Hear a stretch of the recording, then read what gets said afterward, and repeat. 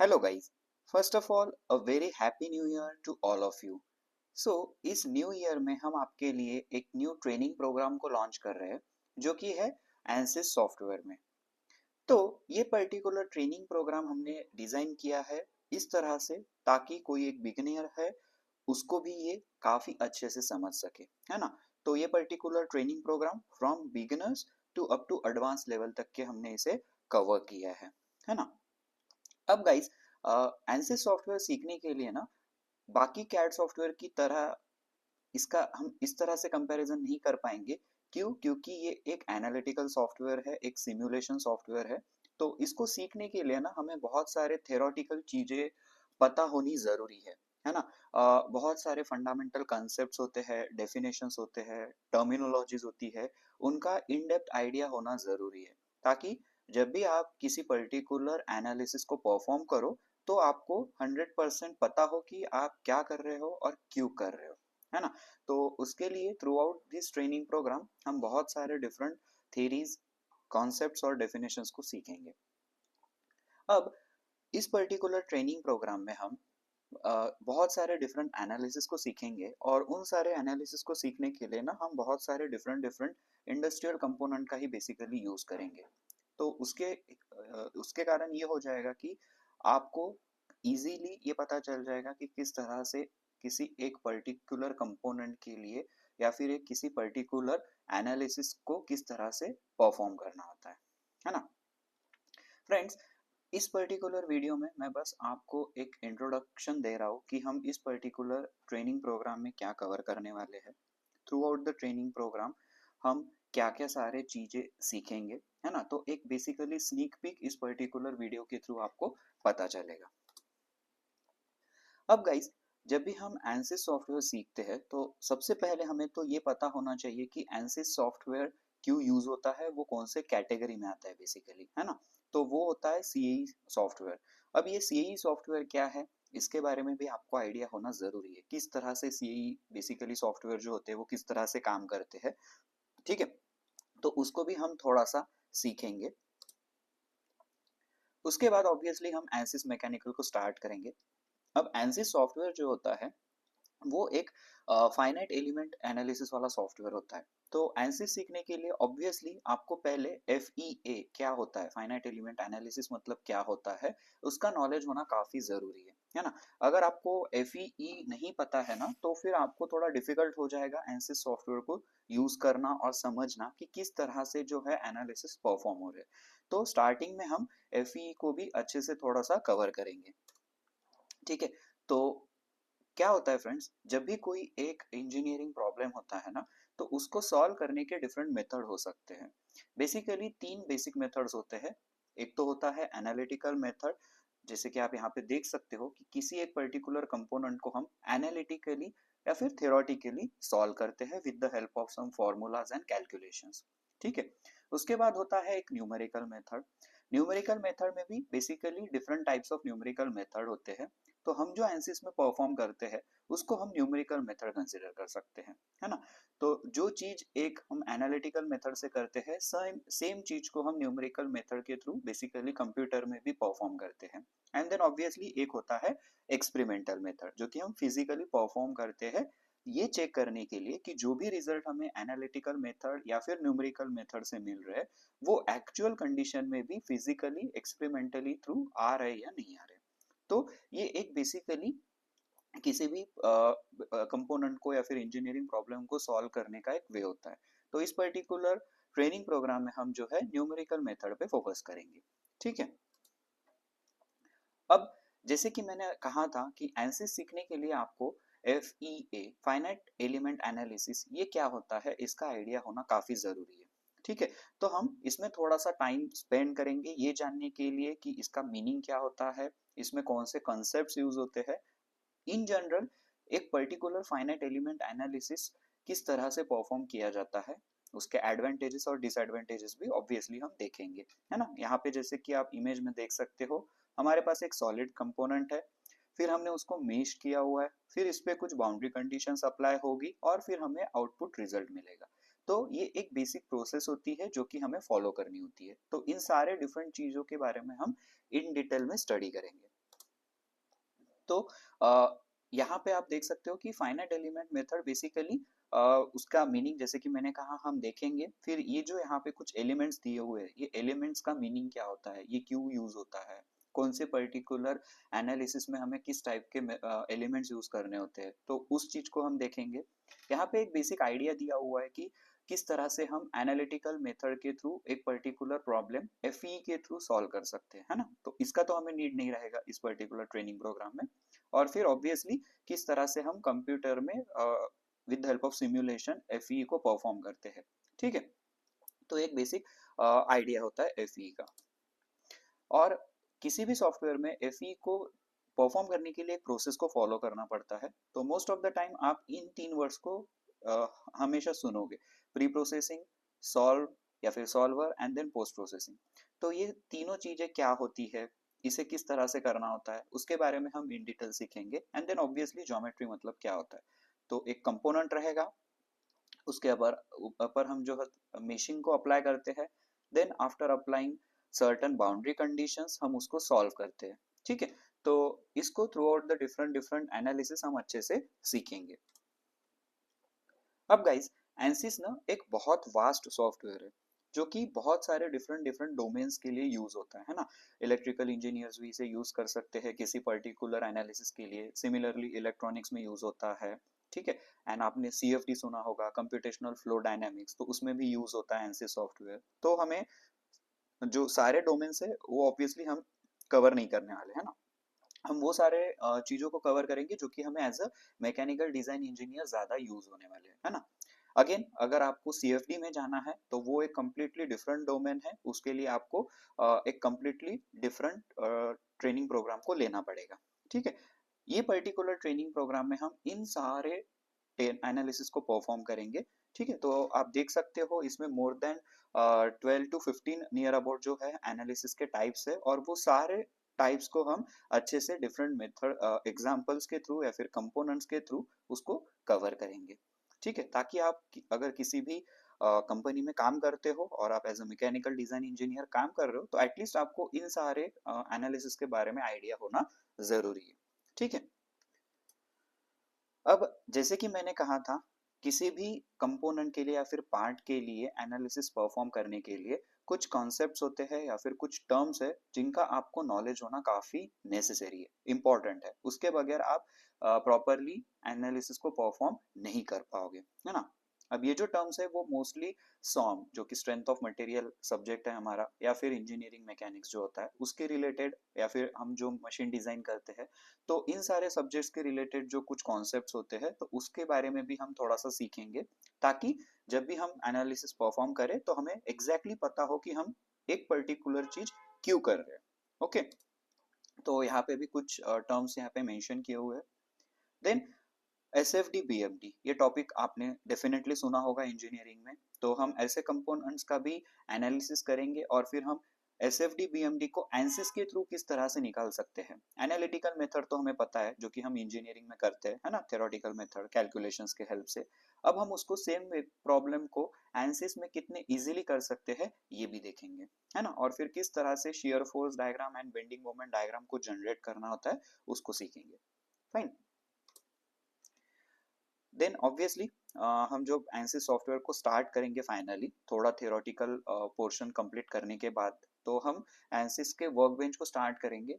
तो जैसे कि मैंने कहा था एनसिस एक बहुत ही वास्ट सॉफ्टवेयर है, तो हमें हमारे हिसाब से क्या सारी चीज़ों को पता होना ज़रूरी है उसको इन डिटेल में सीखेंगे। एनसिस वर्क बेंच के यूज़र इंटरफेस को समझेंगे कि हमें किस तरह से एनालिसिस को स्टार्ट करना होता है, क्या सारे पैरामीटर्स है जो कि हमें फॉलो करने होते हैं, है ना।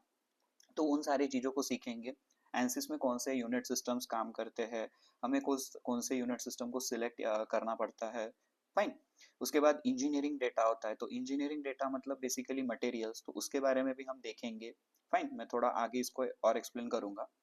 फिर होता है ज्योमेट्री। ज्योमेट्री मतलब हमारा बेसिकली डिजाइन मॉडलर होता है जिसकी मदद से हम एनसिस में ही कंपोनेंट को जो है स्केच करके क्रिएट कर सकते हैं, बेसिकली एक 3D मॉडल को क्रिएट कर सकते हैं। But most of the time आप देखोगे कि हम एनसिस में बेसिकली बाकी 3D सॉफ्टवेयर में किए हुए कंपोनेंट को ही इंपोर्ट करते हैं, है ना। उसका रीजन क्या है वो भी हम देखेंगे कि क्यों ऐसा करते हैं, फाइन।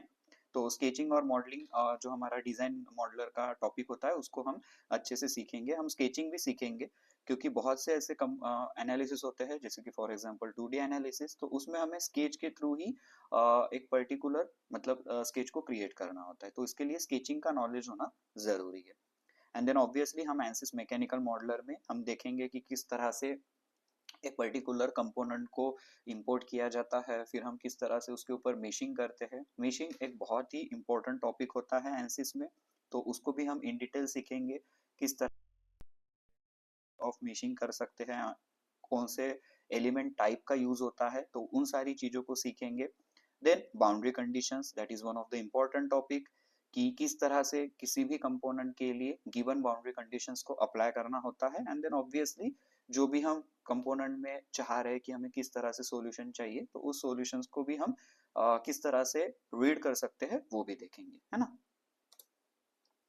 देन जैसे कि मैंने कहा था मटेरियल सिलेक्शन के बारे में, तो कौन से भी एक पर्टिकुलर एनालिसिस के लिए हम कौन से टाइप का एनालिसिस कर रहे हैं उसके ऊपर भी डिपेंड होता है कि हमें कौन से कंपोनेंट का यूज करना होता है ना।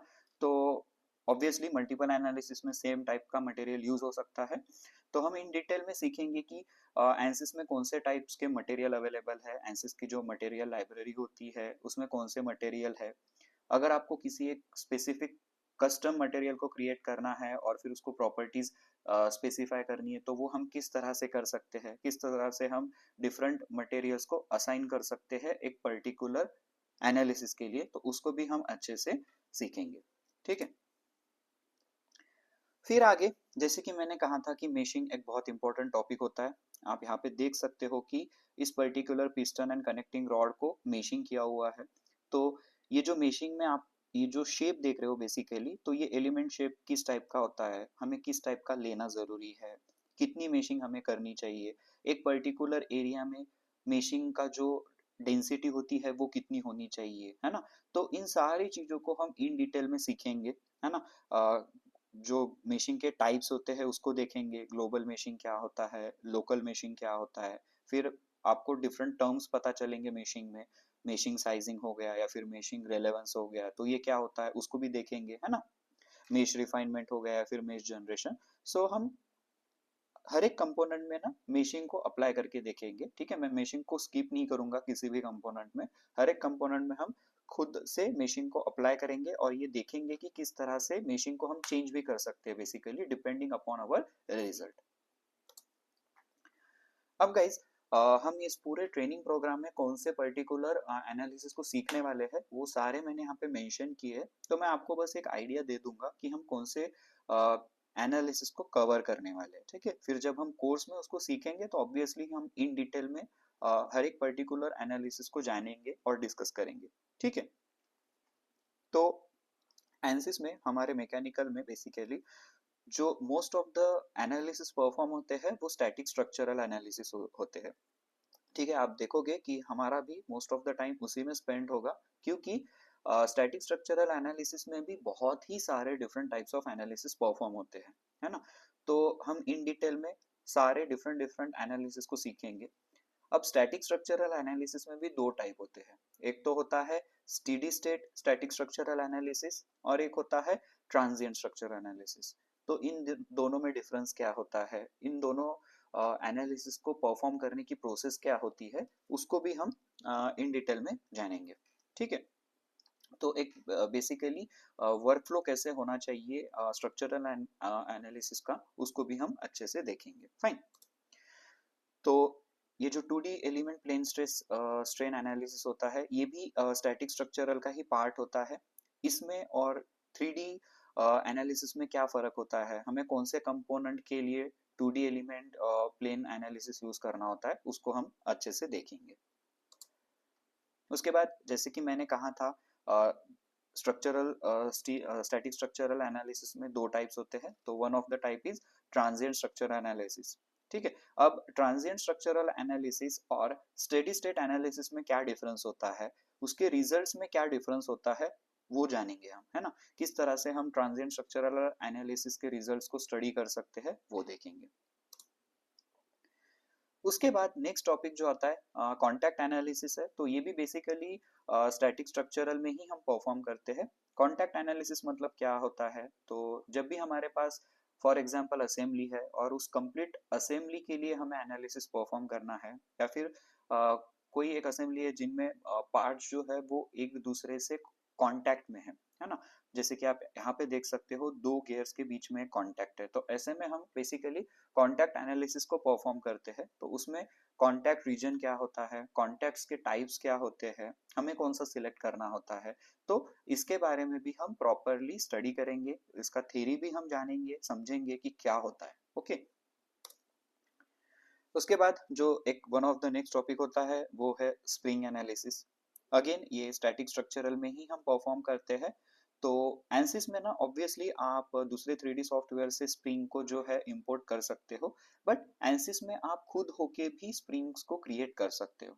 तो हम ये देखेंगे कि स्प्रिंग एनालिसिस क्या होता है।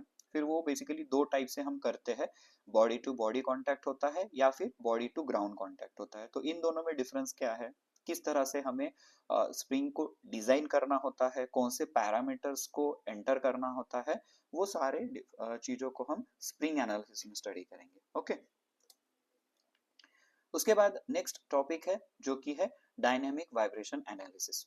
अब डायनेमिक वाइब्रेशन एनालिसिस में भी डिफरेंट एनालिसिस होते हैं, जैसे कि मॉडल एनालिसिस हो गया, फ्रीक्वेंसी रिस्पांस एनालिसिस, उसी को हम हार्मोनिक रिस्पांस एनालिसिस भी बोलते हैं। तो इसको स्टडी करेंगे कि किस तरह से एक पर्टिकुलर कंपोनेंट के लिए हम basically for example model analysis perform करते हैं और उसके रिजल्ट्स क्या होते हैं, है ना। किस तरह से एक पर्टिकुलर फ्रीक्वेंसी पे रिजल्ट आता है और फिर दूसरे फ्रीक्वेंसी पे क्या रिजल्ट आएगा, ये सारी चीजों को हम थोड़ा सा इसमें डिस्कस करेंगे। फिर नेक्स्ट जो एक one of the important analysis होता है स्टैटिक स्ट्रक्चरल के साथ, ऑब्वियसली वो होता है thermal analysis. And as the name suggest, इसमें हम जो भी थर्मल रिलेटेड इशू होती है वो देखेंगे, बेसिकली वो एनालिसिस परफॉर्म करेंगे, है ना। तो जैसे कि हीट ट्रांसफर के इसमें आपको कॉन्सेप्ट्स पता होना जरूरी है, जो भी हमने इंजीनियरिंग में सीखा हुआ है, या फिर थर्मल इंजीनियरिंग के जो बेसिकली कुछ कॉन्सेप्ट्स होते हैं, टर्म्स होते हैं, वो आपको पता होना काफी जरूरी है। ठीक है। अगेन थर्मल एनालिसिस में भी दो टॉपिक होते हैं, दो टाइप्स होते हैं बेसिकली। एक तो है steady state thermal analysis and then एक होता है ट्रांजिएंट थर्मल एनालिसिस। तो इसमें भी हम इन दोनों एनालिसिस को इन डिटेल सीखेंगे, इनका डिफरेंस देखेंगे कि क्या डिफरेंस होता है। ठीक है। और फिर डिफरेंट एग्जाम्पल्स की मदद के थ्रू हम ये देखेंगे कि किस तरह से हम डिफरेंट रिजल्ट्स को ऑब्टेन कर सकते हैं। जैसे कि आप इस एग्जाम्पल में देख सकते हो, यहाँ पे हमने टेम्परेचर को फाइंड आउट किया है, टोटल हीट फ्लक्स को कैलकुलेट किया है। अब हीट फ्लक्स क्या होता है, टोटल हीट फ्लक्स क्या होता है, ऑब्वियसली अगर आपको इसका नॉलेज ही नहीं है तो आप किस तरह से रिजल्ट को स्टडी करोगे, है ना। तो उसके लिए ना आपको कॉन्सेप्ट्स पता होना जरूरी है। ठीक है। टोटल डिफॉर्मेशन हो गया या फिर equivalent stress for that matter. ठीक है। तो इन सारी चीजों को हम अच्छे से सीखेंगे। नेक्स्ट एनालिसिस जो हम देखेंगे वो होता है बकलिंग एनालिसिस या फिर आइजन वैल्यू एनालिसिस। तो पहले के एनसिस के वर्जन्स में ना इसका नाम बकलिंग एनालिसिस ही था, लेकिन अब न्यू जो वर्जन्स आए हैं, आई थिंक आफ्टर 17 एनसिस 17 के बाद से इसका नेम जो है वो काइंड ऑफ चेंज हो चुका है। अब इसका नेम जो होता है वो आइजन वैल्यू एनालिसिस के नाम से होता है। ठीक है। या फिर आइजन वैल्यू बकलिंग एनालिसिस। तो उसको हम देखेंगे कि बकलिंग एनालिसिस क्या होता है, उसका मीनिंग क्या है, कौन से पर्टिकुलर एप्लीकेशंस में हमें बकलिंग एनालिसिस को परफॉर्म करना होता है, वो भी हम देखेंगे। ठीक है। नेक्स्ट जो टाइप ऑफ एनालिसिस है वो है rigid body dynamic motion analysis. तो आप इस एग्जांपल की मदद से समझ सकते हो, यहाँ पे एक काइंड ऑफ मैकेनिज्म है जिसमें डिफरेंट मेंबर्स दिए हुए हैं। तो किस तरह से हम यहाँ पे एनालिसिस को परफॉर्म कर सकते हैं, तो उसको भी हम यहाँ पे अच्छे से सीखेंगे। ठीक है।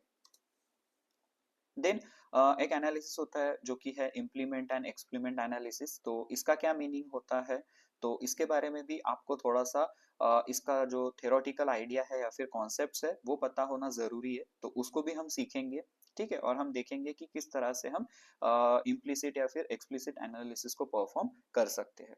अब ये जो एनालिसिस होगा ना, जैसे कि हमने पहले देखा था रिजिड डायनामिक्स एनालिसिस या फिर ये इम्प्लिसिट एंड एक्सप्लिसिट, ये ऐसे एनालिसिस है जो कि आप जरूरी नहीं कि हर एक कंपोनेंट में करोगे ही करोगे, है ना। तो देखेंगे हम कि किस तरह से होता है। उसके बाद होता है फटीग एनालिसिस। तो इसमें भी आपको ये जो टर्म्स होते हैं, फटीग फेलियर या फिर फटीग लाइफ, ये क्या है, low cycle fatigue and then high cycle fatigue, इसका क्या मीनिंग है, हम ये देखेंगे। और फिर हम देखेंगे कि कंपोनेंट का फटीग एनालिसिस किस तरह से होता है।